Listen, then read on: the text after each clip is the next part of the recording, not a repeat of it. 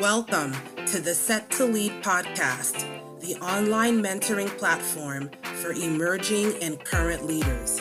My name is Marianne Samdi, leadership coach and talent development expert, and I will be your host.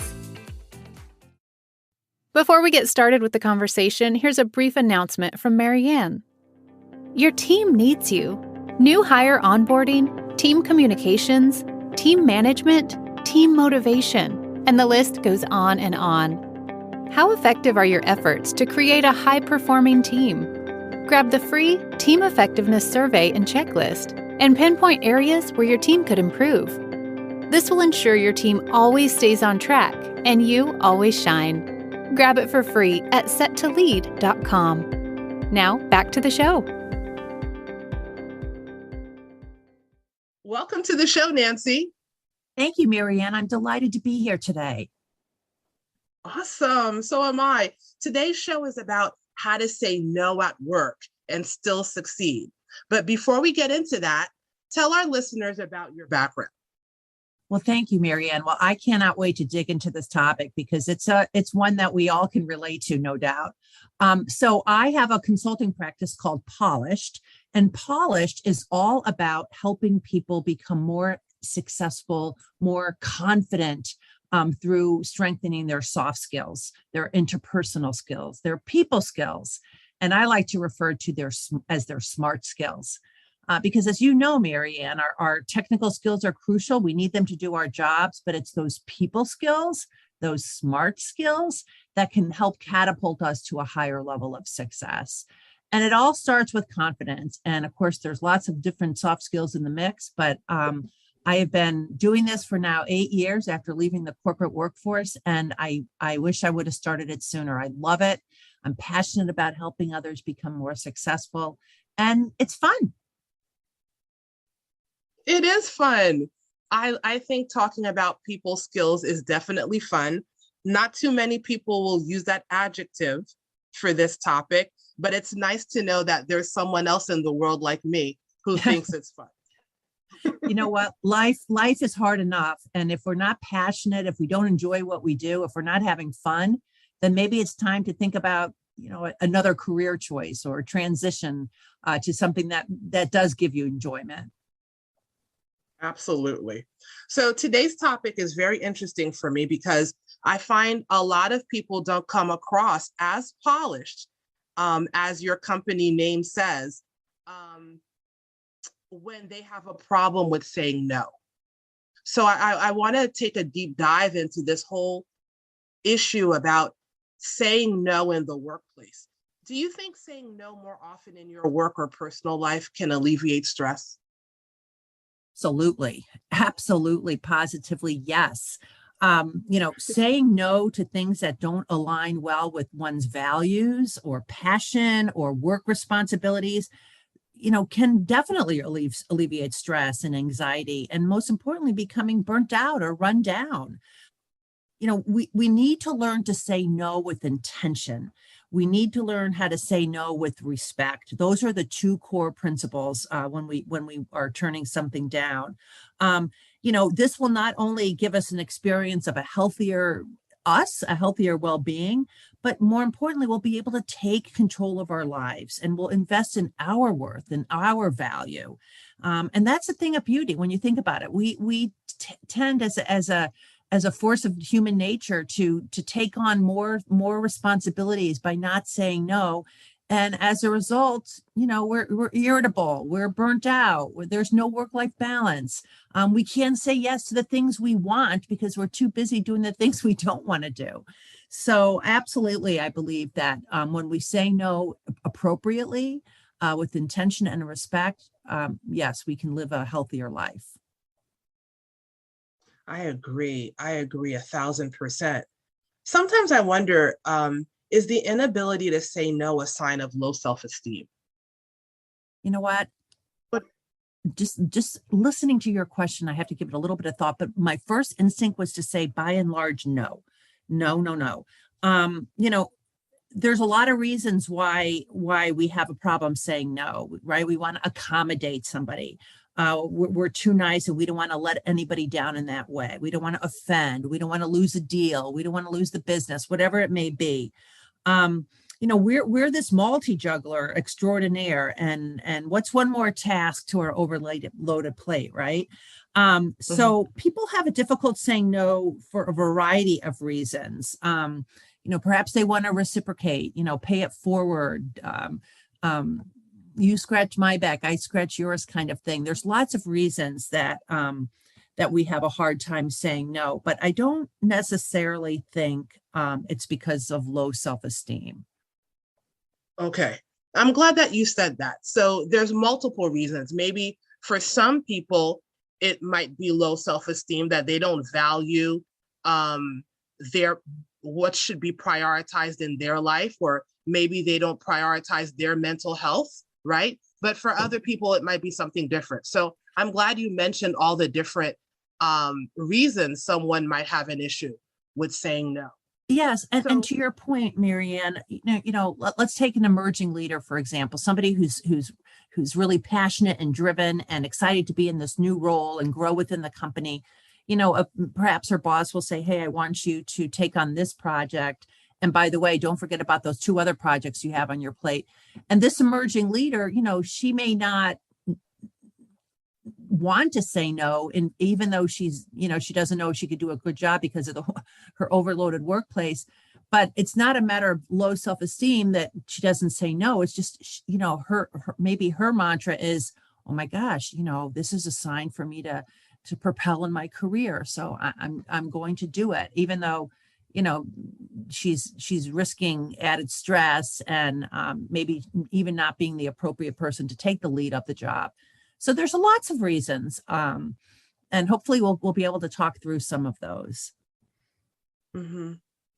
So is there a general mental model that you recommend when you're trying to decide if you should say yes or if you should say no? Well, that's a great question. I guess I'd say above all, does that project, does that task, or whatever we're saying, yes or no to, does it align with our values? Is it something that, is of interest to us and that makes sense for our job responsibilities or for our personal commitments or whatever it may be, our moral compass? If the answer is no, then why invest your valuable time and energy into something for which you don't have that buy-in, right? And people say yes all the time when they should be saying no. A boss perhaps will ask you to lead this special committee. This is a high-profile undertaking. You could have a multitude of positive outcomes from taking on the responsibility. And so, you have to weigh the pros and cons, but at the end of the day, does it align with your interests? Does it align with your values? I know, Marianne, you're probably inundated with requests to maybe be, pay it forward and by joining a volunteer or a civic organization, a committee. And often, even though that you feel like it's a worthwhile cause, but it doesn't necessarily align with, what interests you. And so in that vein, it's perfectly okay to say something like, "Golly, I appreciate the ask. It is a very worthwhile cause, but I have committed to working, really helping people in the behavioral health field. The mental health sector is really where my passion lies this year.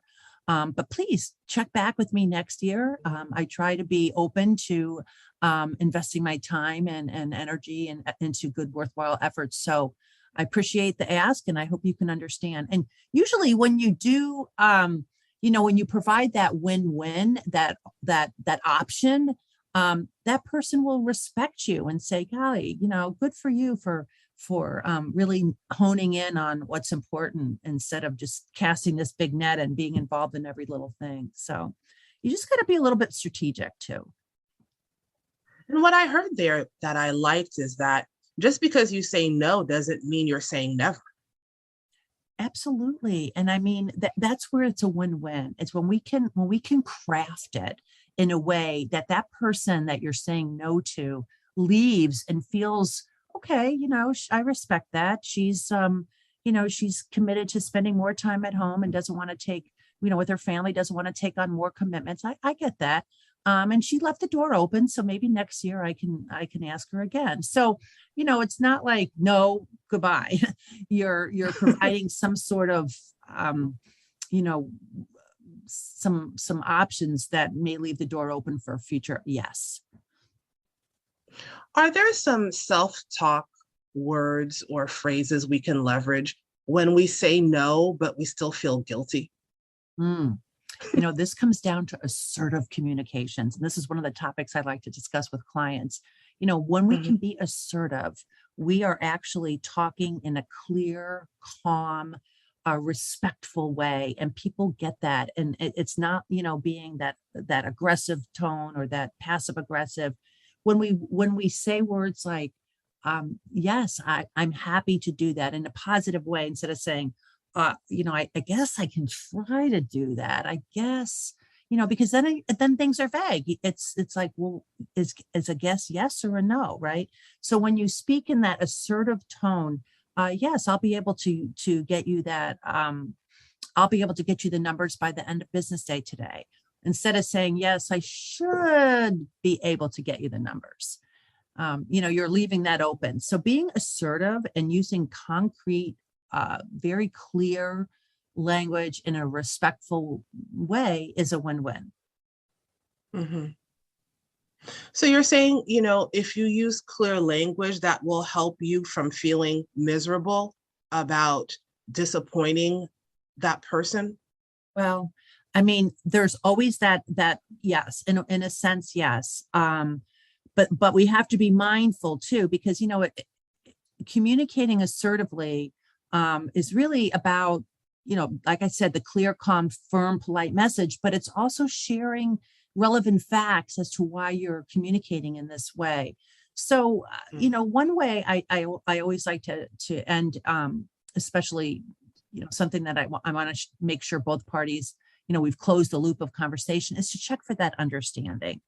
Does that make sense to you, Sue, that I'm unable to work weekends because I have a special anniversary trip planned with my spouse, but I'm happy to come in and work late at night until Friday hits, and then I've got my other commitment. So it's just being, confident and in a controlled, clear way that you're conveying your message.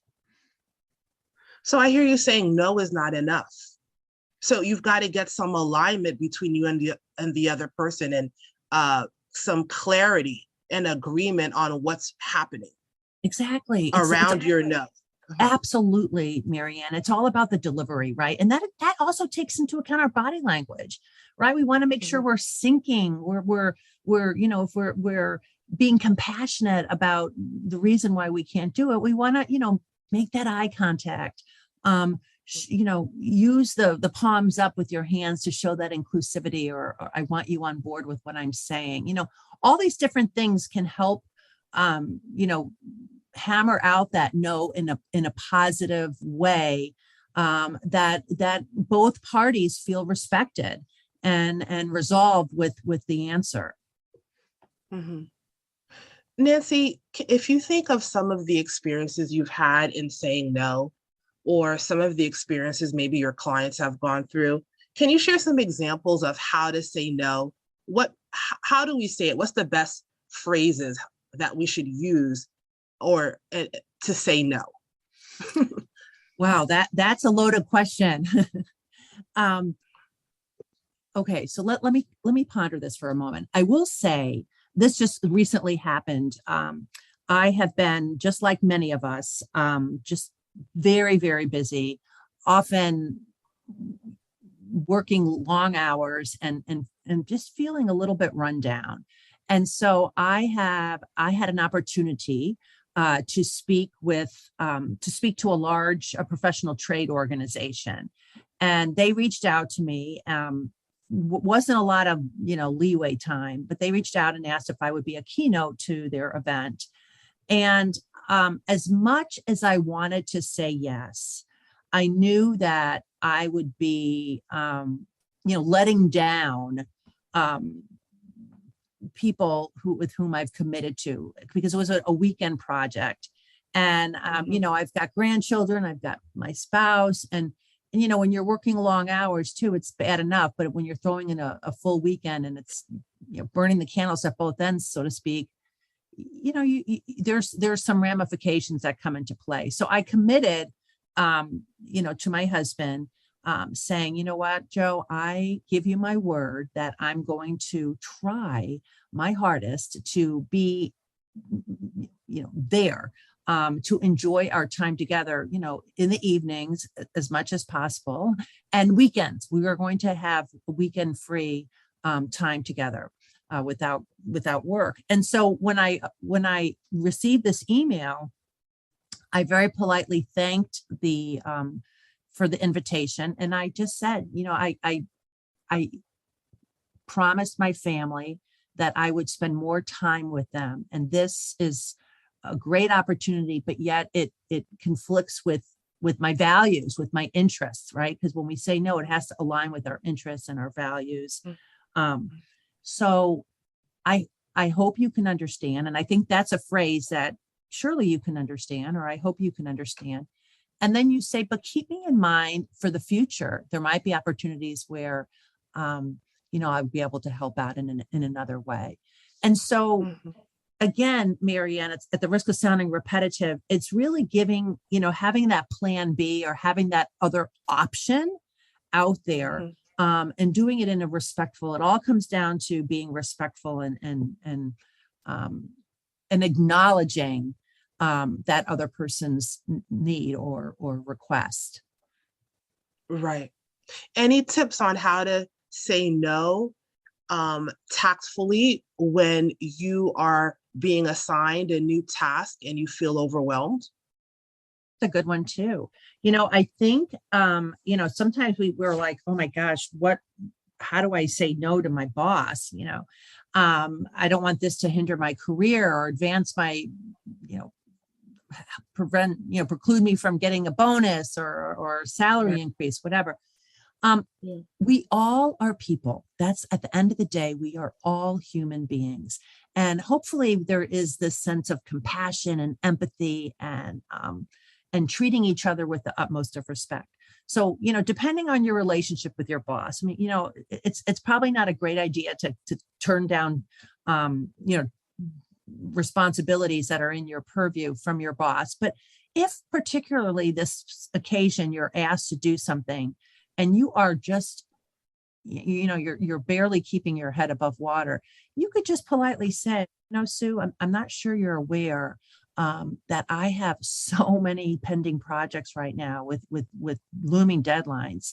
And I appreciate you thinking of me for this project, but perhaps we could work something out where, you can help, we can delegate some of the current work I have on my plate so I can take on this new task.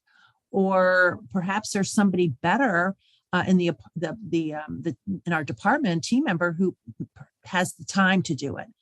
When you're expressing your thoughts and your opinions, your attitudes, your feelings in an open, honest way, you're standing up for yourself while respecting others, right? That's the benefit of having that win-win, because chances are, if you have a boss who knows that you're an asset to the team, maybe doesn't realize that you are just piled high with work. Wow, Nancy, I did not realize that you were buried, shame on me. Let's see if we can't take some of this off your plate. So this project, I'd really love you to spearhead, just because you have the skills and the know-how to do it. So, there's always ways in which we can reply, but it's keeping the empathy and the honesty about your feelings out there. And for those folks that may think that saying no will hinder their climb for a promotion, it's really not that, because in actuality, when I listened to that scenario that you just said, if I was a manager and I had a staff person say that to me, it's I'm saying, you know how to manage your work. you want to promote someone who knows how to manage their work by having these type of constructive conversations. Absolutely. And when we share our honesty, some of us we want to hold back in fear of, saying the wrong thing or whatever it may be to kind of, put your career at risk.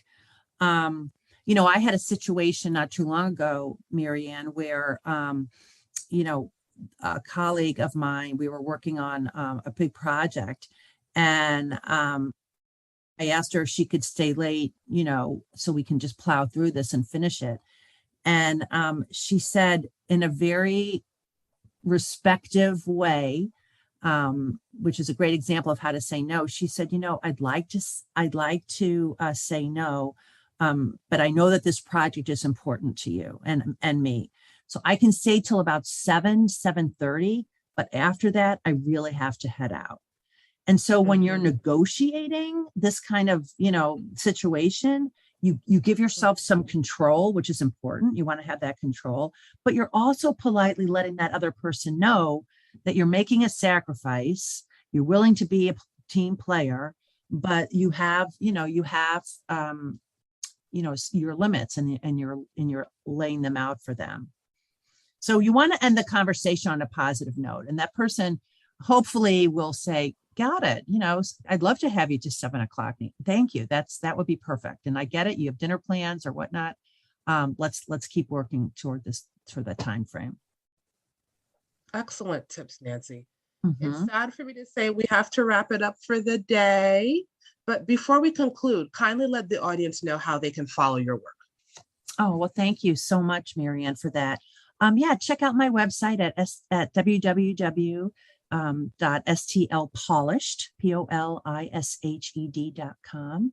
I'm on all the social media platforms, Facebook, Twitter, LinkedIn.